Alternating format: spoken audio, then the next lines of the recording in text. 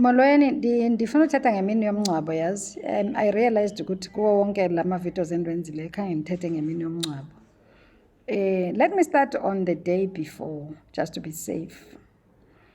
The day before umngcwabo, kufika umuntu, a relative from my late husband's side. So uyafika kum uthi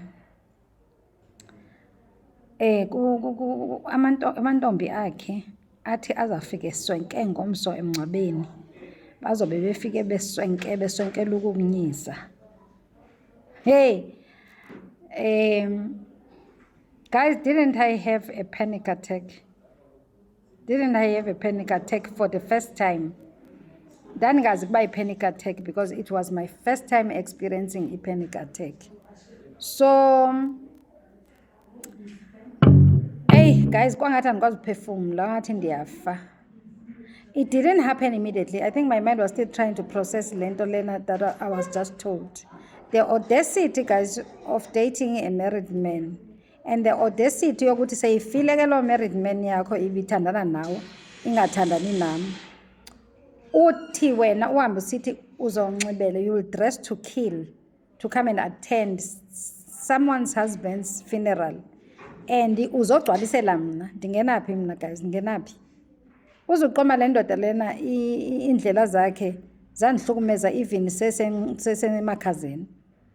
So okay ke alento ke ndibe ne panic attack ke, and then I called people ukuthi hey, it's like I can't breathe guys. Then I was taken to hospital.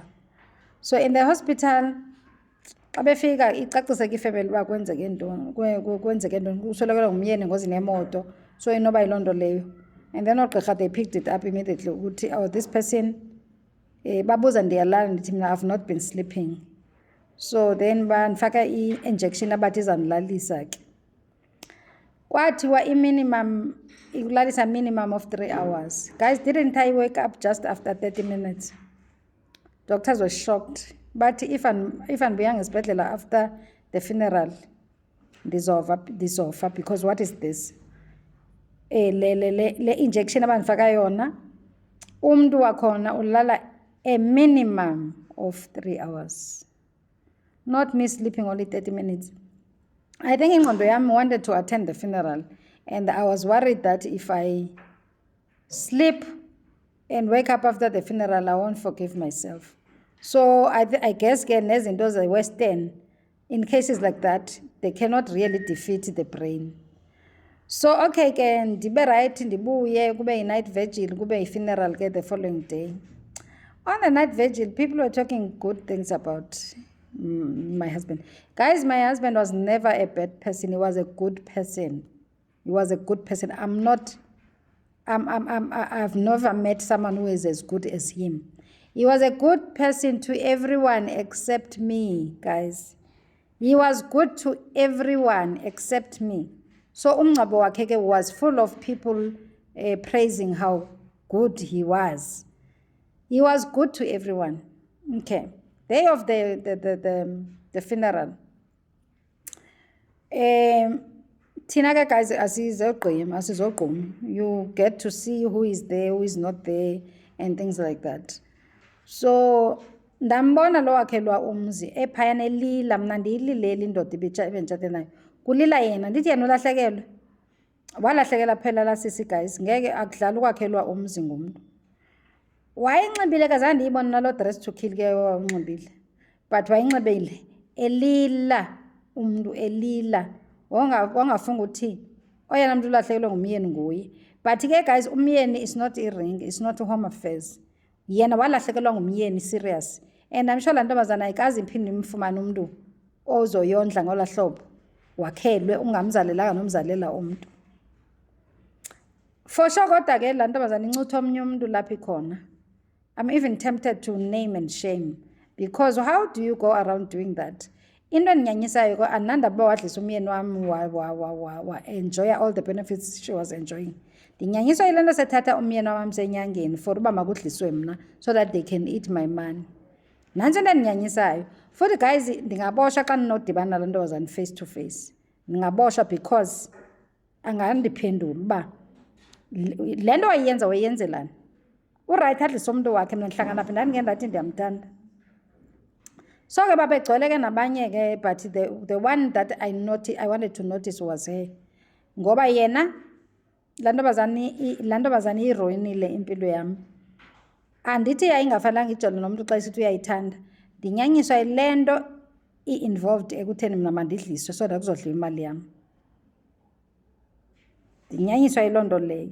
So ke guys, kwaba khona ke umntu on the day of the funeral, umtshana womyeni wam okhalayo okhomba umyeni around. Athi nankumalume. Kanti later on, few months later, sizova ke uba abantu ababemthwebulile bamenza uba makabukele umngcwabo wakhe. So then it makes sense ukuba wayembona nyani. Singazi uba ke yena kwakutheni zabe ne-privilege yokumbona, njengoba thina sasikhona abantu bebaninzi emngcwabeni bengamboni, kodwa yena wakwazi ukumbona. But ke asikho lapho. But ke guys, sendiyatsho uba the day of the funeral uzoqomba nini nezibindi abantu babe-athendile ke. Zazingagcwala ikhwantam iintombi ezaziyile ziyongcwaba umntu wazo. Guys, yabona these days indoda mayikutshithela uzodibana nezichitho, uzodla amapilisi engculaza, uzodla amapilisi edepression, uzoba nestroke, ungafa nokufa, because abanye sebazibona sebengimedem wale ndoda. So awuphumi only ne-HIV these days. Kudala kwakuyi-HIV mhlambe kuphela. These days uphuma nayo yonke le set endiyibalileyo. Asoze uphuma ungawadla amapilisi. Noba ngawantoni na kodwa uzowadla amapilisi. Ndisawadla ke mna nangoku. Ngoku umntu usena 7 years wangcwatywa. Ndisawadla amapilisi because i-damage that was done, it's a lot.